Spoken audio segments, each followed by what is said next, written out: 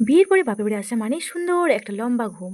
আর এই ঘুম ভাঙলেই মায়ের হাতে সুন্দর রান্নার ঘ্রাণ পুরো মেজাজটাকেই সুন্দর করে দেয়। আর এদিকে দেখো বাবা কিন্তু এখন মাকে হেল্প করার জন্য রসুন ছাড়িয়ে দিচ্ছিল, আর মা কিন্তু আজকে মাংস রান্না করবে। আর পিকুতে এদিকে ফোন ঘেটেই চলেছে, আর এতটাই ফোন ঘাটছে ফোন আবার উল্টে পড়ে যাচ্ছে, কিন্তু ও আবার ফোন ঘাটছে। যাই হোক, বাবা পেঁয়াজ রসুনের খোসা ছাড়িয়ে দেওয়ার পর মা সেগুলো খুব সুন্দর করে সিনোড়া দিয়ে বেটে নিচ্ছে।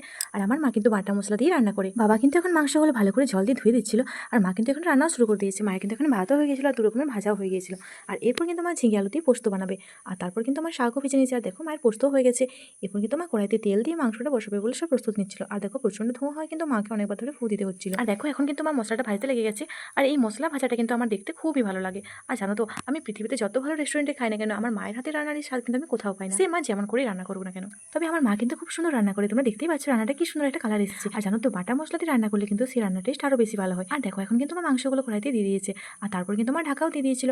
আর দেখো এখন কিন্তু মা সবাইকে খাবার বেড়ে দিচ্ছিল। আর আমার কিন্তু ভীষণ ভালো লাগছিল, কারণ অনেকদিন পর আমি মায়ের হাতে রান্না খাবো।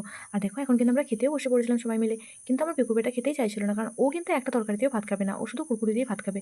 আর এদিকে দিদি কিন্তু চিপসের প্যাকেট নিয়ে বসে পড়েছে ওকে খাওয়ানোর জন্য। আর এদিকে আমি আর আমার জামাইবাবু কিন্তু খেতে বসে গিয়েছিলাম। আর দেখো মা কি সুন্দর করে আমাদেরকে খেতে দিয়েছে। আর মাংসের ঝোলটাও কিন্তু বেশ ভালো লাগছে। আমার এই পাতলা ঝোলটা কিন্তু দারুণ লেগেছে।